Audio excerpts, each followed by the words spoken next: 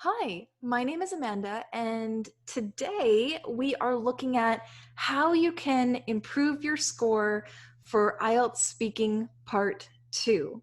So if you haven't already, please check out my video for IELTS Speaking Part 1 because a lot of those strategies that you learn in there will carry out on into here. So let's get right into it. First strategy that I have for you is get fluent. In this part of the test, you will be tested on your fluency. So basically what will happen in this part of the test after you get your questions in part 1, in part 2, the examiner will give you a card, and I'll show you what that looks like, but you have 1 minute to look at this card and take notes. So from the moment you get the card, the timer is set for 1 minute. So you have to, within that 1 minute, read the card and take your notes. And then, right after that, you have to speak for quite a long time. And I recommend you can speak for a maximum of 2 minutes, but I recommend that you get either close to those 2 minutes or speak for the whole 2 minutes. 1 minute is just, it's not long enough. So this is a long talk, a long turn where the examiner's just sitting there and just listening to you talk for about 2 minutes. So let's get into what it looks like and what you should be doing. So in my slide here, I'll show you. This is a typical card that you would get. This is a typical card that you would get for IELTS Speaking Part 2. So this says you are going to talk about, so it usually starts with a topic at the beginning. You're going to talk about a teacher that influenced your life. You should say who, what. So the next 3 questions are going to be who, what, where, when, how, why, what questions, they call it. And so we can see the 3 questions. Who is the teacher and where you met them? So we have 2 questions in one. What they taught and what was unique about this teacher. Then finally, the 4th question is always explain or describe something. So it says, and explain how this teacher influenced your life. So from the moment you see this card, you have 1 minute. So read it, take your notes, and be practicing for that. Then you need to speak for about 2 minutes. At the 2-minute mark, the examiner will stop you because they have to move on to the next part, and that's okay. So tip, because so many people struggle with this, like people freak out on this part of the test because of the timing, it gets you nervous. Anytime you see a clock ticking down, it really gets you nervous. So what can we do? First tip is you can always add more answers. So you don't just need to talk about one teacher, even though it says talk about a teacher, which is just one. You are welcome to talk about more than one teacher and you won't get penalized for it. That's perfectly okay.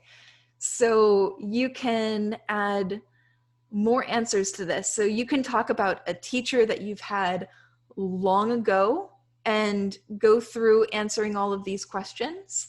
And if you have more time, then talk about another teacher, talk about maybe a teacher that you've had more recently or another teacher that you can think of. And on these cards, you're also welcome to talk about the future as well. Now, talking about a teacher, you probably might not have a teacher in the future, but if you did, you could you could talk about what class you plan on signing up for, and what kind of teacher you hope to have in the future. And that's so good. Maybe you could talk about a teacher that you have right now. These strategies are great because one part of your score is your grammatical range. So if you can find ways to talk about the past, the present, and the future, your grammar score is going up. Okay. So what about that whole minute? What are you going to do within this minute? Well, you can take notes. And so one strategy that I have is to just kind of write it out in boxes. You're welcome to do that. So you can see here that I haven't written many words. That's because there's only 1 minute. So, you want to write out just words, just ideas. You're not writing full sentences. So here you can see that I've answered question number 1 in the first box. So I wouldn't write what's in red. I just wrote what's in blue for my notes. Question number 2 is in the second box. Question number 3 is in the third box. And question number 4 is in the fourth box. I like to spend a lot of time on that last question. Usually that's a pretty important question to focus on. So you are more organized with these notes because you can go from box 1 to box 2 to 3 to 4, and that way you're more organized in your speaking. So that can be really helpful. Try this strategy. There are many other note-taking strategies that you can use as well. This is just one. This is one that I really like. And if you are planning to talk about more than one teachers, then use a different strategy than this. Maybe have one column for the first teacher, another column for another teacher. Okay, so the next tip that I would like to give to you is that a lot of people get really nervous on the test, and sometimes the examiner, seems really serious. I've heard from my students that they were kind of thrown off because of how serious the examiner looks. And I'll give you an example. Okay, so whoa. Don't get thrown off by the examiner. Now, you don't know if you're going to get a happy, smiley examiner or one that seems more serious. Now, examiners might seem really serious, not on purpose, but their job is very serious to test you, and they're really focused. So they might not be smiling, they might have a quite serious face and be, writing things down. Whatever the examiner's doing, it doesn't matter. Don't let the examiner throw you off. Now, definitely follow the examiner. Listen to what they say, and don't try to speak over the examiner. The examiner is in control of the timing of the test, so they have to move on. So if the examiner's talking, you need to stop even mid-sentence and follow them. But at the same time, while you're speaking and while they've given you time to speak, don't be concerned with their expression or how they look or anything. Just focus on your skills and your ability to speak. Don't get thrown off or nervous or anything.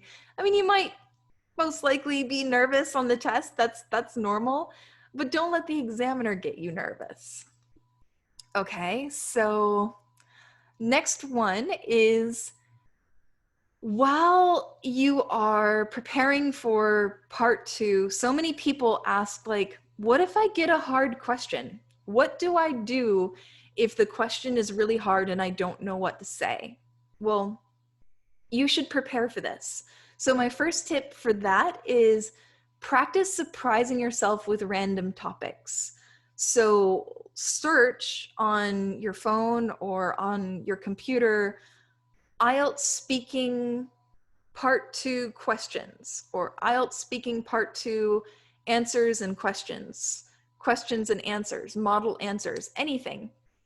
And The moment you see that card pop up on your computer or on your phone, take that test. No matter what the topic is, just do it, practice it, and keep practicing again and again, just like you were in the real test. And if you are really struggling on one specific topic, make sure that you go back and you keep improving your speaking ability on that topic. This might mean that you'll need to look up information and learn something about this topic, or maybe you need to experience something before the test. Always like have your favorites, whatever your favorites are, like have a favorite musician to talk about, have a favorite actor, have a favorite song, have a favorite movie. Know that you can talk about multiples and just keep practicing. Another thing is that you don't have to tell the truth, and we'll kind of get into more about that, but just know that your answer does not have to be the truth. It needs to sound like the truth, but at the end of the day, the examiner is not listening to what you're saying. They're listening to how you say it. They're scoring your speaking skills. So it really doesn't matter what you say. It's all about how you say it. So my next tip is practice having to speak for almost 2 minutes.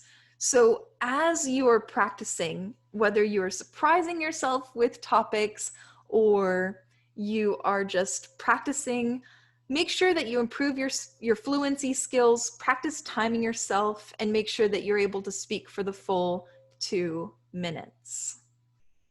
Okay, now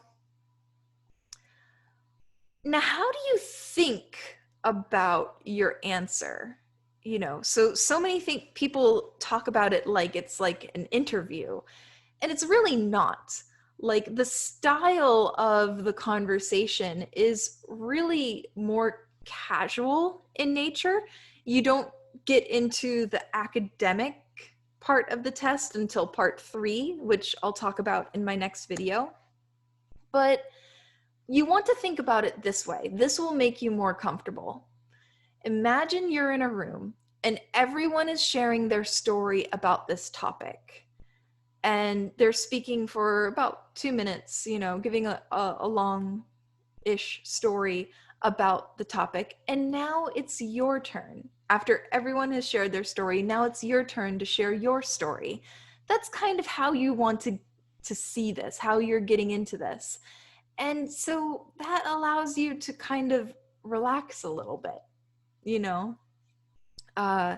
and also that's the kind of style you want, not too formal, but also you're sharing your story and your experience, or you're describing something. So that's a really great way of looking at it. Now, like I said, don't worry if the examiner stops you. That is perfectly okay. The examiner has to score you and also focus on the timing. So they have quite a job. So, don't worry if they stop you, just follow the examiner. And remember, this is so important. I talked about this in the last video, but it's so easy to do this with the time pressure. Don't speak too fast. I'm going to say that again. Do not speak too fast. It's so easy to forget when you're nervous and you've got this time, 1 minute to take notes, okay, 2 minutes to speak.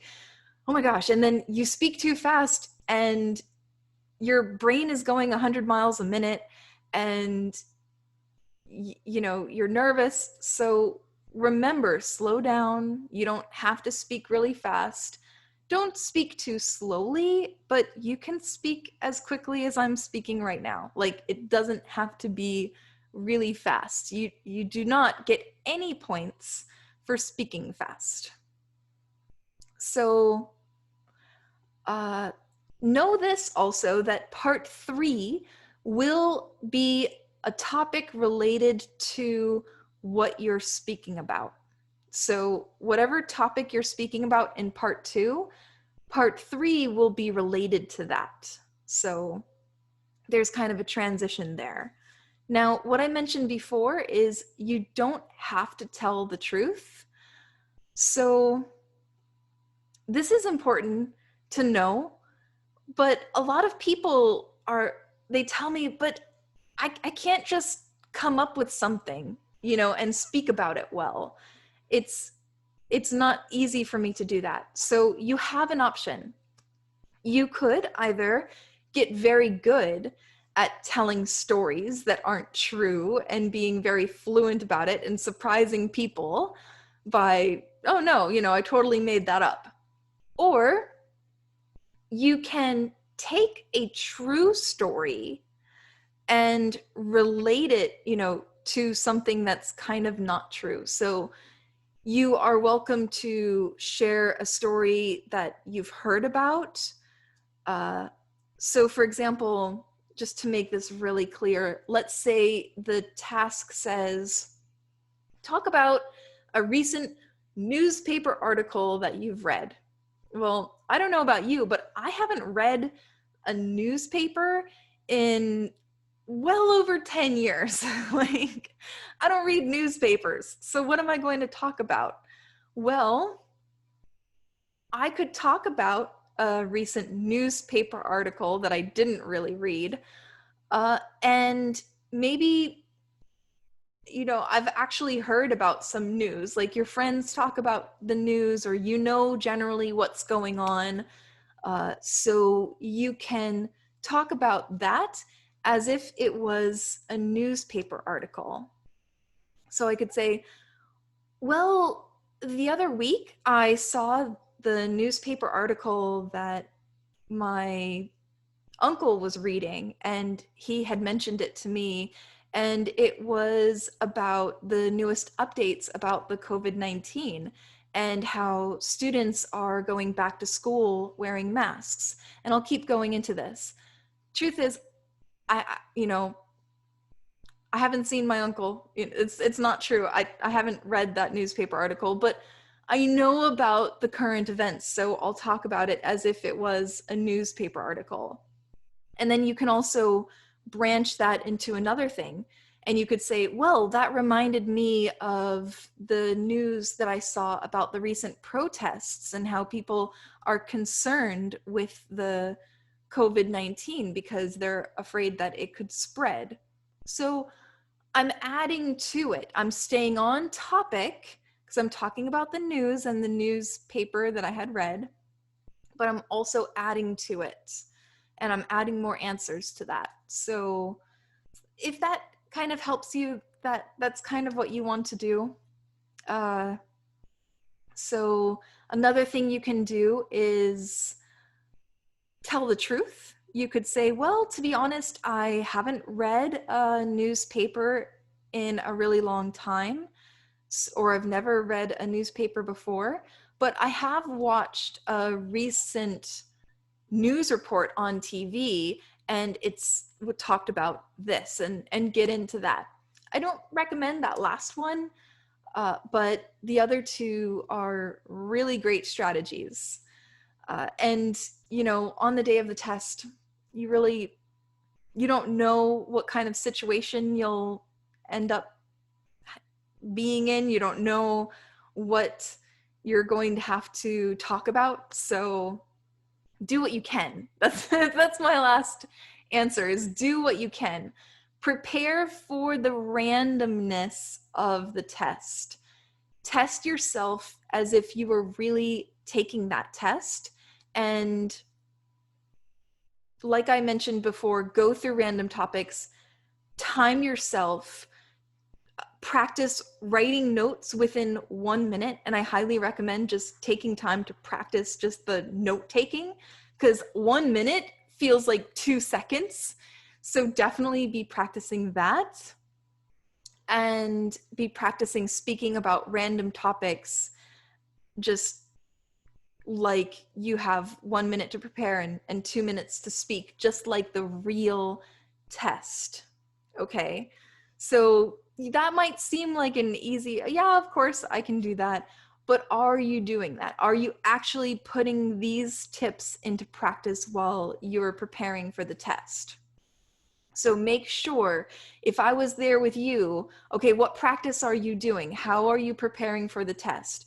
Make sure you don't just hear these tips, but you're implementing them in your practice. Now, if you would like to learn more about the IELTS test and join our IELTS speaking group, please check us out at speakingenglishtoday.com. Again, my name is Amanda Lynn, and I hope that these tips help you and serve you, and best of luck to you on your IELTS test and any goals and dreams that you have for the future that this test will take you to. Best of luck to you.